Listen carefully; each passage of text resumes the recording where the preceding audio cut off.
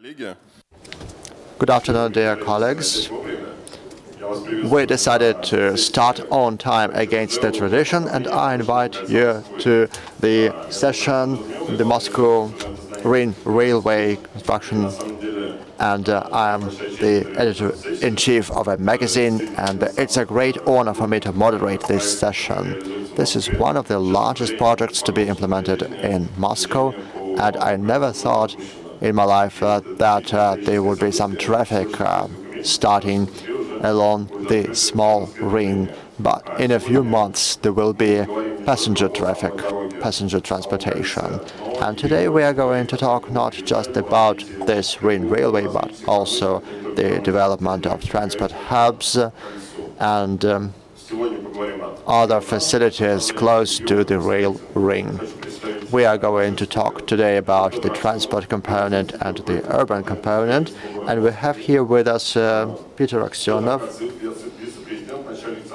Peter Katsev, Vice President and Head of the Moscow Transport Hub, Vladimir Mashkin, Director of the Moscow Ring Railway, Timur Bashkayev, Chief Architect of the Moscow Ring Railway, and two of our speakers are being late. They are Vyacheslav Mikhailov, Head of the Transport Infrastructure Development. Vyacheslav Mikhailov, Head of the Client Operation Department of VTB, and Andrei Grudin from the Pioneer group of companies, who is going to come up now. Okay, he is already here. Thank you. We should work really quickly. Unfortunately, we can't discuss everything over 45 minutes that we have, but the project and its development history will be presented by Peter Aksionov, Vice President of the Department of Construction of Moscow. Good afternoon, dear participants, and those who became interested in this paramount project for Moscow. That's the launch of transportation services along the Moscow Ring Railway. I don't want to really go back into history, but we should thank our predecessors who started to build this Moscow Railway in 1903, and decades later finished it. And the idea behind that was the transportation of both passenger and industrial products. Industrialization was very rapid back in the Soviet era, and the focus was made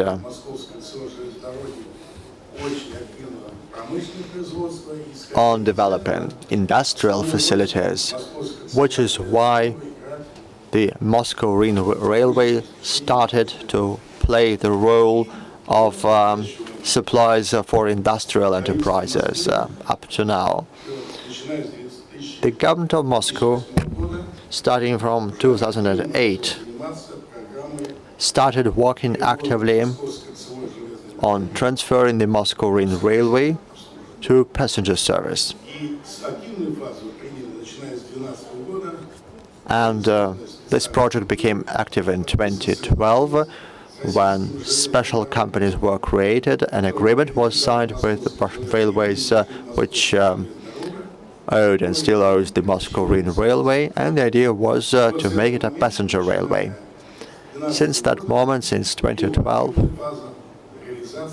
the implementation of this task became active.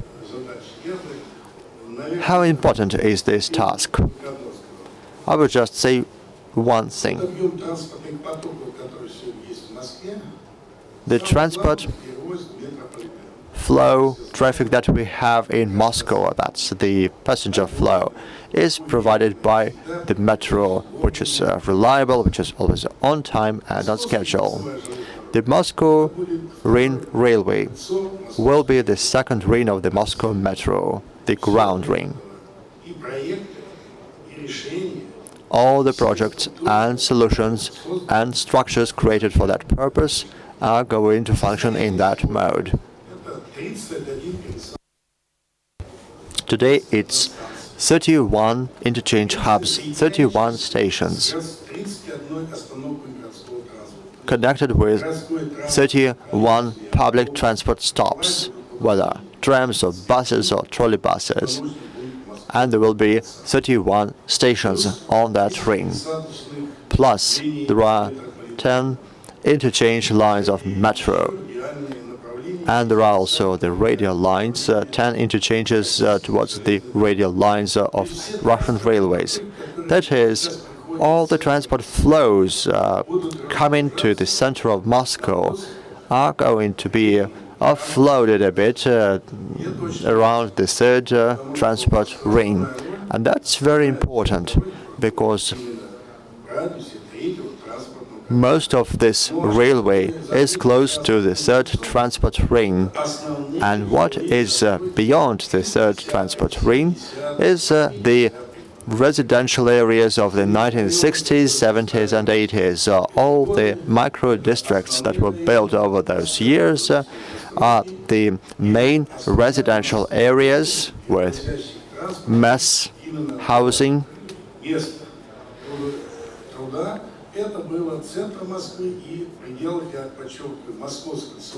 where passengers went to the center of Moscow and where a huge number of industrial plants and facilities were concentrated. It has been said now that this ring will be functioning in a few months. It's almost ready. The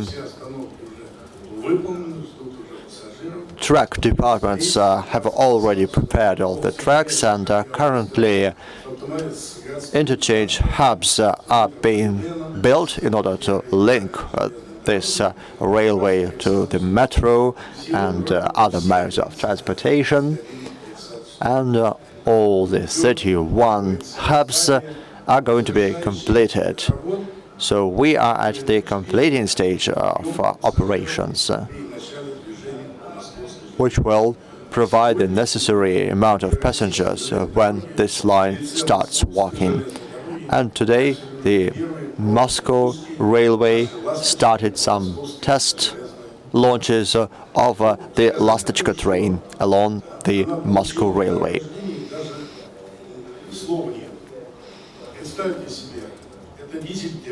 Actually, this was the second birth of this train, and even more than that, it will be modern electric engine traction. Before that, there were industrial enterprises of all types, some with hazardous manufacturing, and today they are being reborn. Some of those facilities are being re-equipped and reoriented, and some industrial enterprises are going to become commercial facilities, some with commerce, some with residential areas,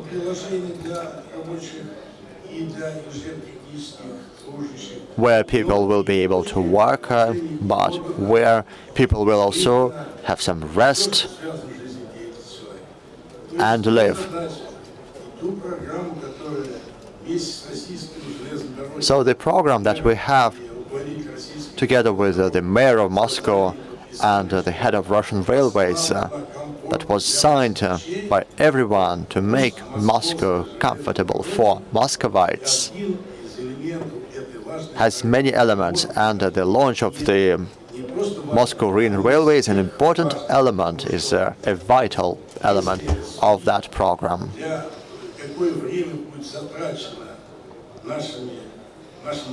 If we think about the travel time for Muscovites and city guests, it will be reduced by 50 or even 70%.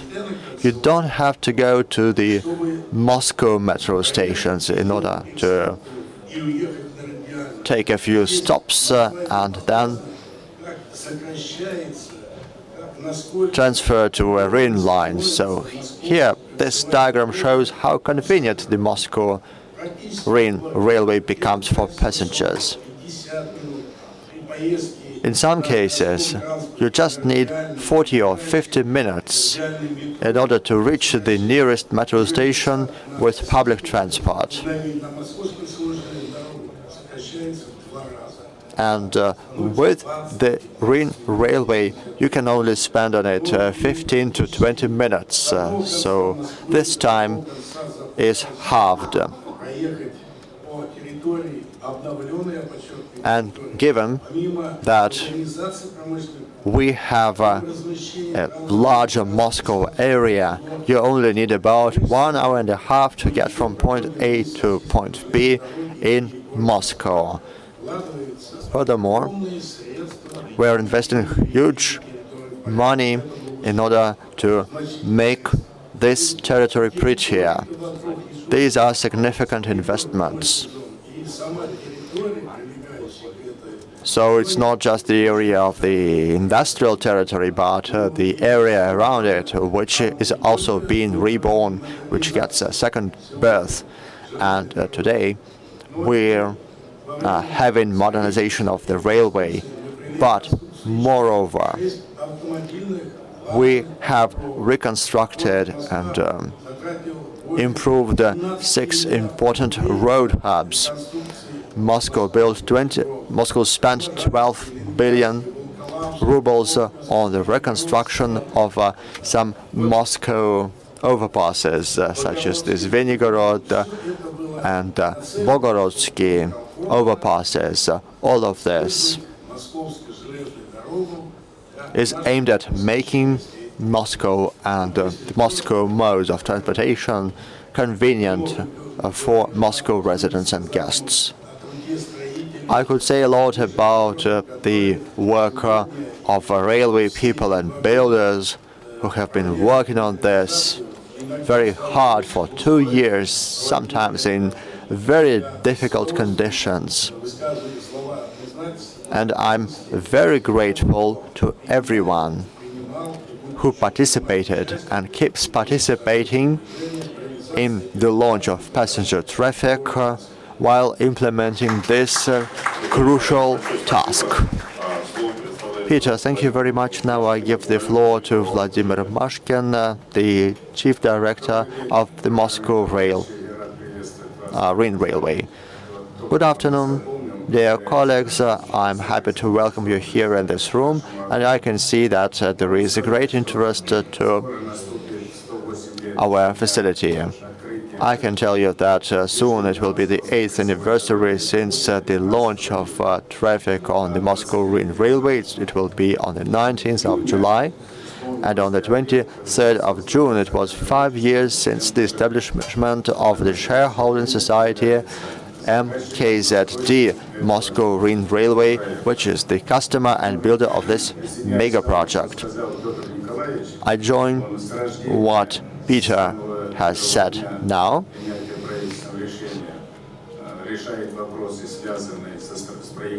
He has been resolving issues involving the design, building, right-of-way, and a lot of many other things, all of which are about construction.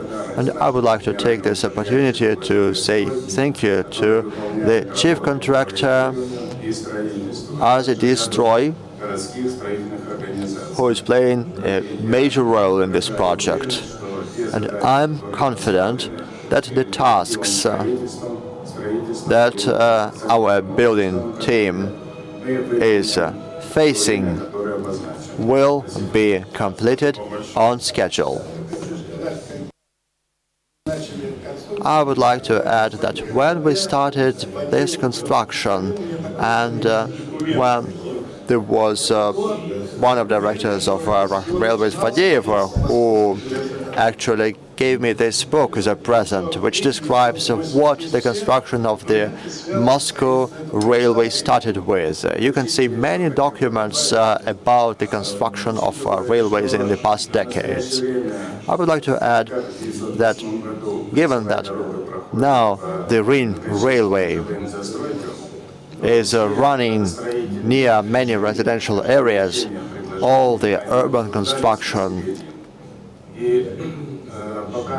plans were discussed by the public. There were public hearings conducted, and the public asked questions.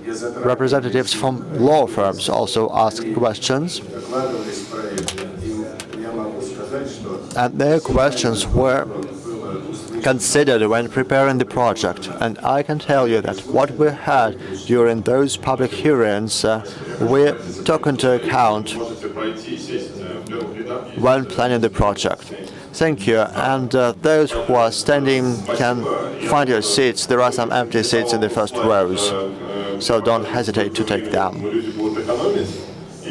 I would like to see that slide which shows how much time people will save. And this is like the second passenger line of the Moscow-Riga railway. But I would also like to understand how the Moscow-Riga railway is integrated in the transport system of Moscow.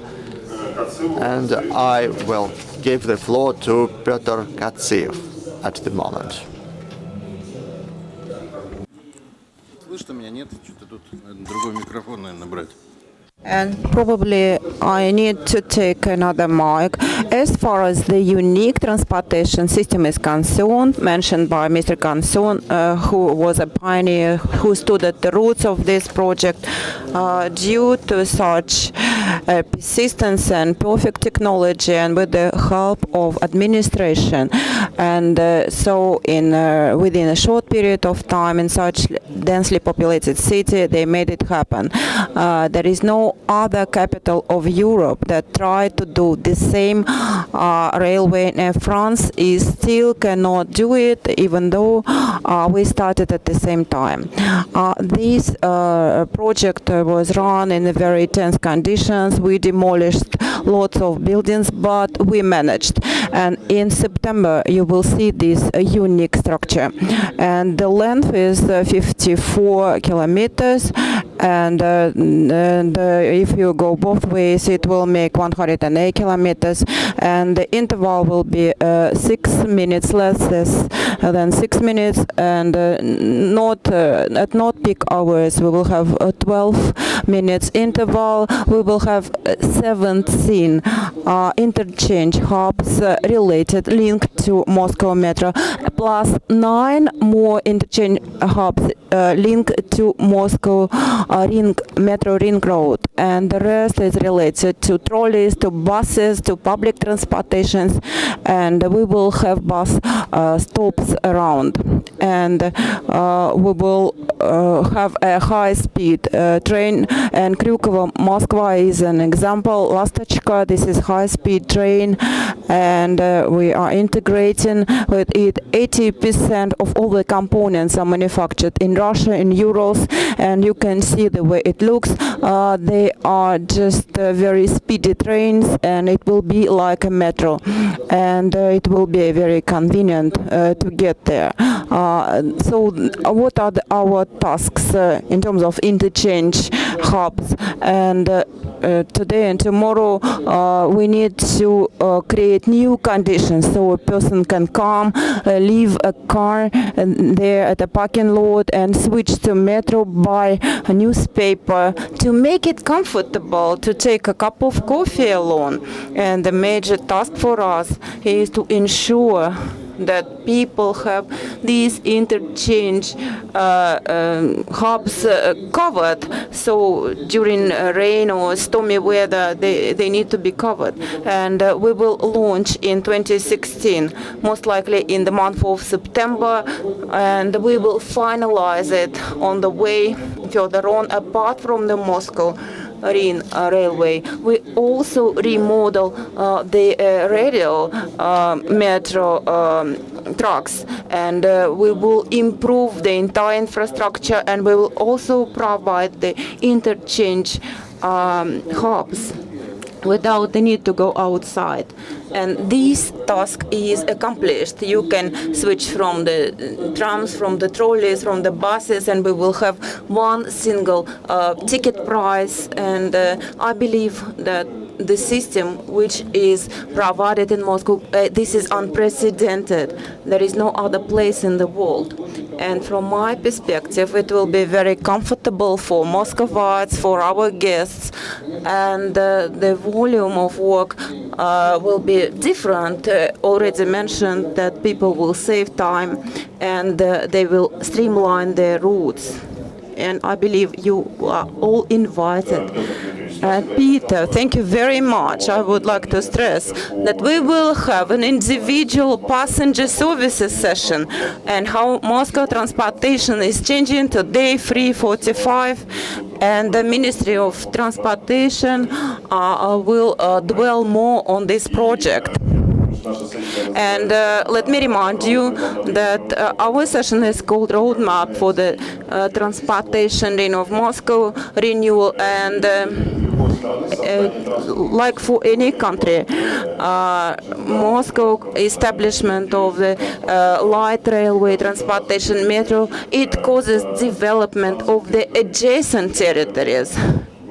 The only exception, and you just need to recall any metro station, real estate market goes up once metro station is commenced into operation, and this project will not be an exception. And we have Andrew Grudin, he is the head of Pioneer Company.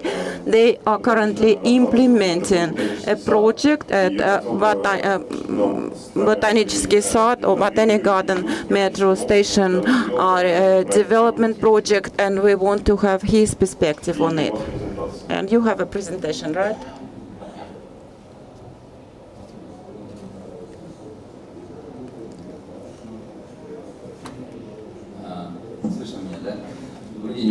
Hello, distinguished guests, ladies and gents. And we're just waiting for this clicker again to begin with the presentation. Indeed, our company is involved in the project implementation, and we provide comprehensive development of industrial areas adjacent to the interchange hub called Botaniический сад or Botanic Garden. And before I begin talking about our experience on cooperating with Moscow Ring Railway and other institutions, I would like to share a couple of words on the global practices in terms of establishment of these interchange hubs and what kind of role they can play for the megacities. We visited a number of mega cities. We visited Asian cities, Western countries, and we really liked the experience of such a transport-oriented development in Japan. And just Tokyo. Let's take Tokyo as an example, and you can you can understand how the interchange hubs can be developed along with the adjacent areas. Based on the Japanese experience, we can say that Tokyo is very much like Moscow. It's not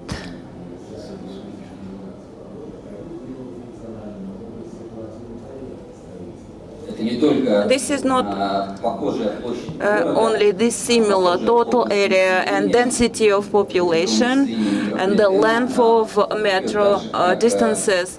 In Tokyo, just like in Moscow, Moscow Ring Railway, they have their own Yamanote Line Ring, which is located approximately at the same distance from the center and all the way along this ring. Currently, they are new mega centers. New urban centers are located along this ring railway in Tokyo. You can see them: Shutsuki, Shibuya, Mirubo, etc. And in fact, as time goes by, it all started from the interchange hubs. And these centers And these interchange hubs, they grew into new city centers that creates a polycentric city development model, which is very convenient for the city folks and to have a better idea how it works. This is an example from my presentation. This is a new Tokyo center, Shibuya newly development center. You can see the way it looks like. This is multifunctional, comprehensive real estate facilities, including offices and retail and parking lots and public spaces. Social functions are considered also, and all this commercial real estate is of high quality, and it is linked to a transportation component. As it was mentioned by the previous speaker, there is a principle of dry feet, and so you don't need to go outside from the bus stop to the building, there is no need to make your feet wet, and this is very relevant for the Russian climate conditions. This is very understandable. We need these short navigation routes. These are very advanced and developed public spaces. All these things together, this is a very valuable experience that we acquired while studying the way the interchange hubs are developing, how they are designed and built. And so we want to disseminate this experience and deploy it here in Russia. Let's just get straight down to our project. Indeed, the project represents a rather big territory development of the former industrial areas located next to Moscow Ring railway. Today, the mayor in his presentation called this band. Previously, it was called Industrial and Rusty Belt. Now it is called the Golden Belt of Moscow. This is a golden development territory for the business, which is good for the business development. This is really a new space indeed. And such a territory, we believe it deserves its name fully. The project is located in the north, to the north and the south of the Ring railway. To the north, the former industrial area was located, which was adjacent to residential areas. And it was absolutely, as you can see on this slide, you can see the state of this territory. You can see residential buildings. It was a closed loop, and it was not possible to get to the metro station directly. And the park area was inaccessible, literally. And also Yauza River flows nearby, and it was inaccessible either. It was blocked by industrial obsolete buildings. There are really obsolete structures and sometimes used as warehouses, and sometimes very unclear purpose buildings. Garage territories covered, and it was a depressed territory which was located in a residential area of Moscow, sleeping area of Moscow, if you will, and with a very unpleasant look, to be honest. And we acquired several parcels of property in the north of the city, where we are planning to place residential buildings and residential real estate. In March of 2016, there was a tender by the government of Moscow. We acquired rights to develop the southern part of this territory. So this is next to the metro station and platform of Moscow Ring railway. So we are planning to locate the commercial real estate there. The total area amounts to 27 hectares. How the project looks like? We plan to do it step by step. So there are several milestones, and you can see the economics of the project. We will have a massive residential construction going on, including social infrastructure, facilities. We will have facilities, leisure facilities, gyms, and recreational facilities. All this is planned to be built in the northern part. We will provide amenities to the waterfront of Yauza. We will convert it in an accessible area for all the residents, and we will convert it into a park area like a botanic garden. And in the south, we are planning to develop, to build commercial real estate. This is multifunctional retail mall and part hotel. This is a hotel. This is a long stay hotel. And you can see the milestones of the project, of this development project. What can be said? The bottom line, that what needs to be considered in the course of such projects implementation. It is important from scratch, initially, to plan correct links, transportation components, technology components, how to ensure linkage with commercial and residential real estate facilities. And so I already shown the example, Japanese city example, and from our perspective, so this is the pivotal condition for development of interchange hubs for establishment of new centers, sub-centers, based on them. And while creating a master plan, we invited a very skilled, one of the global leaders, companies in design of such a challenging, complicated project.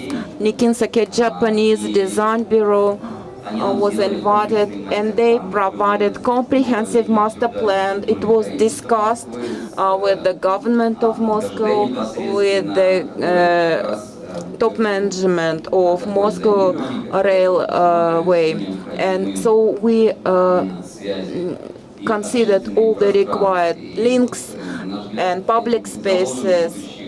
So this predetermined the success story for this project implementation. And so there is a new sub-center, Moscow sub-center coming as a result of this project implementation. Please clarify us what these links stand for.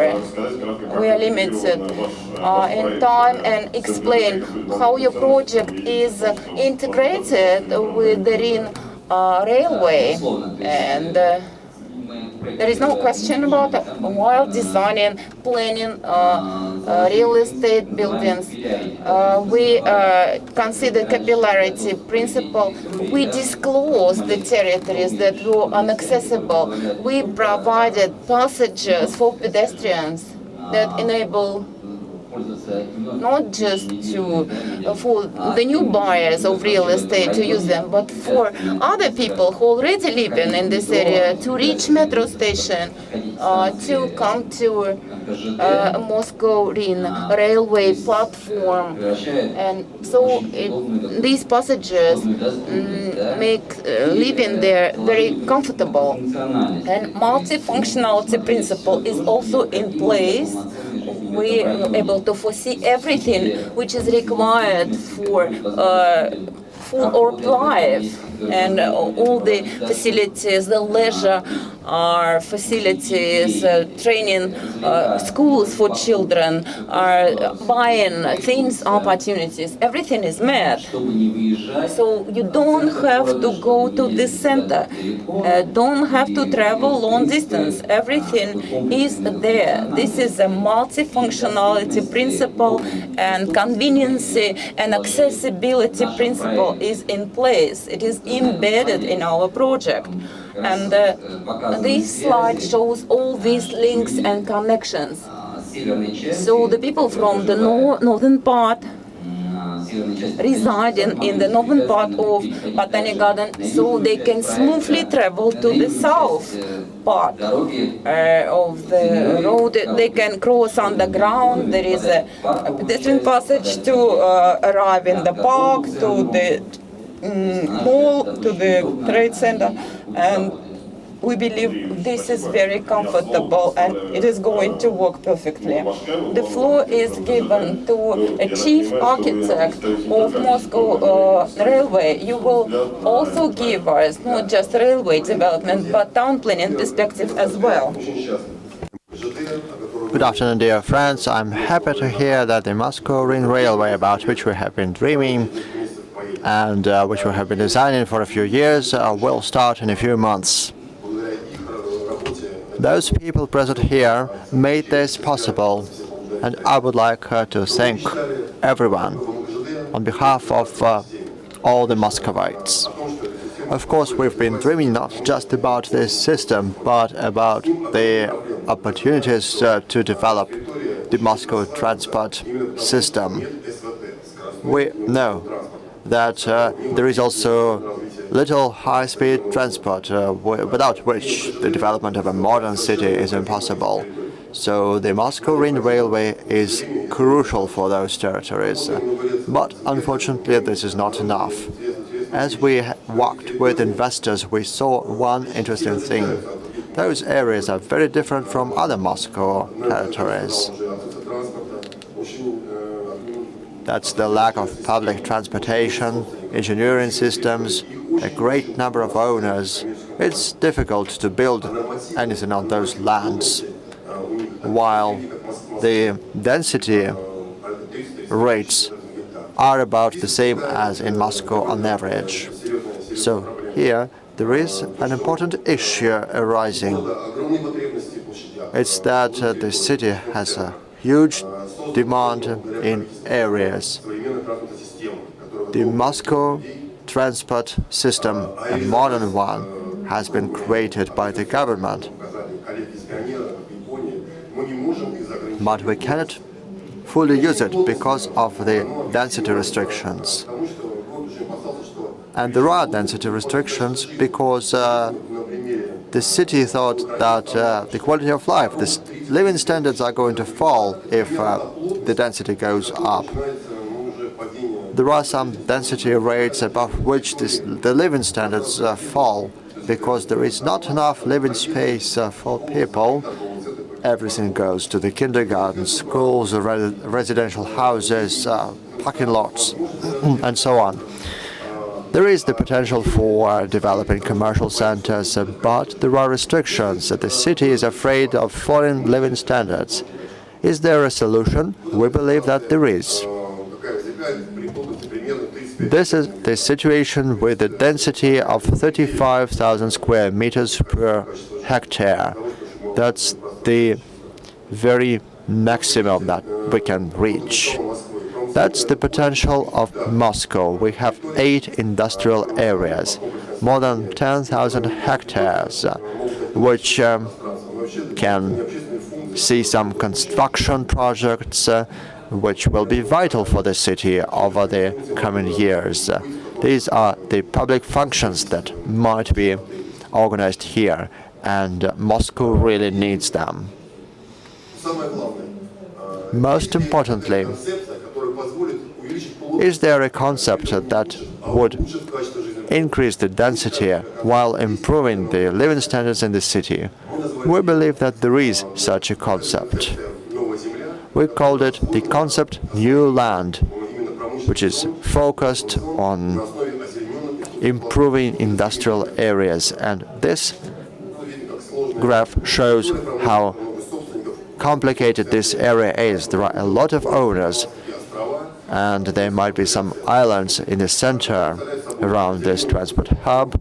There are some artificial platforms, some green platforms. There are the parking lots. On this platform there is the green landscape, and then there are some city areas which are very important for this concept. This is what this concept looks like in industrial areas. I'm sorry, Timur, is it with the existing standards? Let me answer that. I've already said that the existing standards restrict density considerably, and we believe that for the Moscow Railway, for developing those industrial areas, we might need to move away from that density standard to create a modern, compact, highly dense area. And there is an important aspect here. While changing this density standard, we need to make sure that there are many green areas here, so that this density does not lead to a decline in the living standards, but it's vice versa. So we believe that the green area can double as a result. You can see that all the entrances, all the paths to communication lines are free, and there is the top level where there are no cars, and this is an area for living for pedestrians. This is what it might look like if all the areas followed this principle. Here you can see highly dense green areas. We believe that as an experiment we could try making such a system around the Moscow Railway. Thank you very much. And the last presentation is by Vyacheslav Mikhailov, Head of Direction of Transport Infrastructure and Construction at the Department of Working with Customers at VTB Bank. Ladies and gentlemen,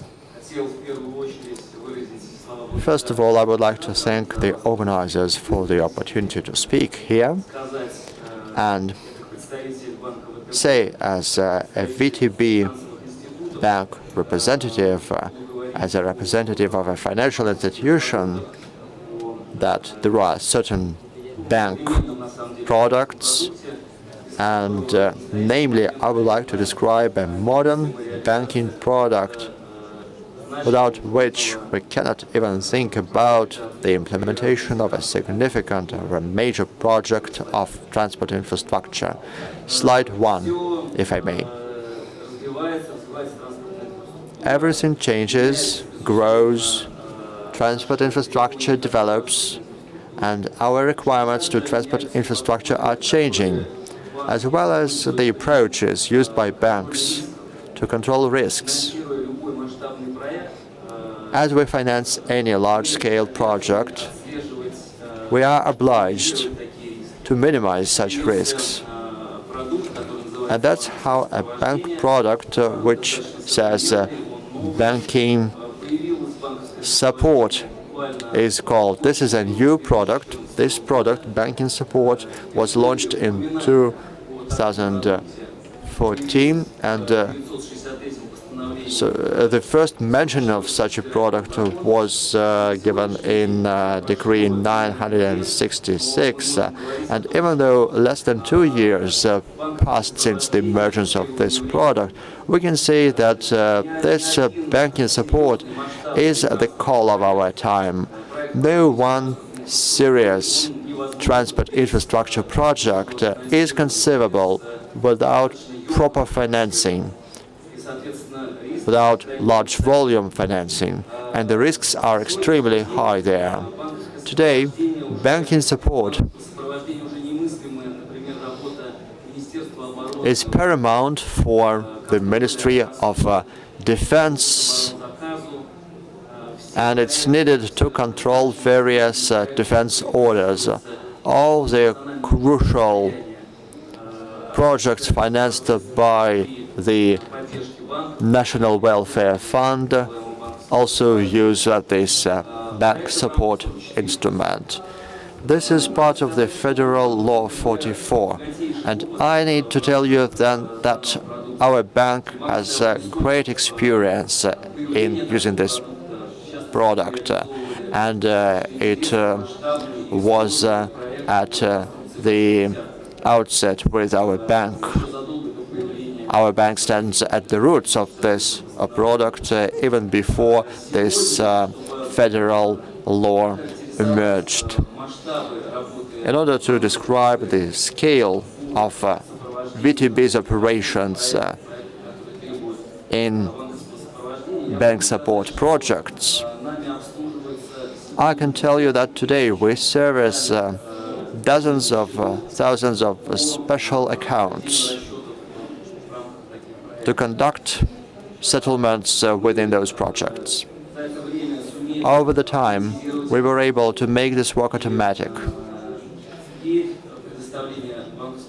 And now providing bank support is a high-tech product and a convenient product for all the participants involved. Making these products automatic provides for rapid settlements without losing unnecessary time. Vyacheslav, you have very little time. Please speak briefly. We are about to wrap up our discussion. Thank you. In a nutshell, to make sure that you understand, we have three types of banking support. The simple banking support. It's like a post-monitoring process where we have a special account which monitors these operations and provides the necessary analysis to the customer. There is also expanded banking support. This is a product where the bank makes a decision whether to support a project or not, and it requires certain documents from the customer which confirm the right to get the necessary funding. Comprehensive banking support also has the functions of building audits and price audit. Next slide, please. To make sure that banking support is implemented when signing a contract between the customer and the contractor, there should be certain conditions in the contract which will define the depth of our control. As experience shows, the efficiency after the first level of contractors goes down greatly, and the second level of contractors is the last level at which it is reasonable to do control. Next slide, please. Vyacheslav, you just have 1 minute, no more. 1 minute, excellent. In our turn, as we control, we use the documents provided to us by the customer, including the money estimate and some other documents. And there are also documents confirming certain operations. So we control those documents, we control the budget estimate, and what expenses are foreseen for each expense item.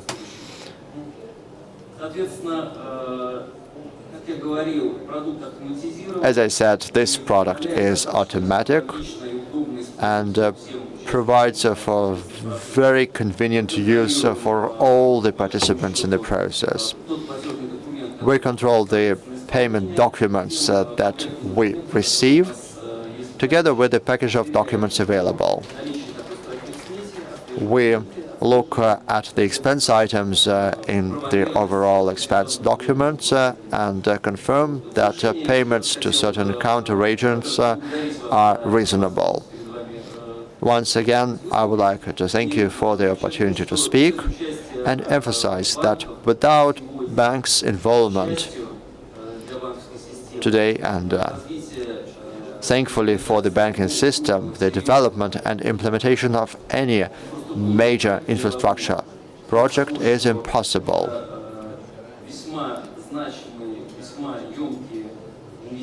Because this is about significant investments for the customer, and the bank acts in the favor of the customer. And for banks, it's also important because banks start investing in large-scale projects. Thank you. We didn't even talk for 60 minutes today, but we had enough time to understand that in order to implement such a large project as the Moscow Green Railway construction, there are a lot of parties involved, such as the transport, logistics companies, real estate companies, banking companies. We are only at the beginning of our path, and the launch of this project is the first step to transfer a rusty belt into a golden belt, as we learned today. Thank you very much. Unfortunately, we don't have any more time, but I think that you can ask those questions later. Thank you very much.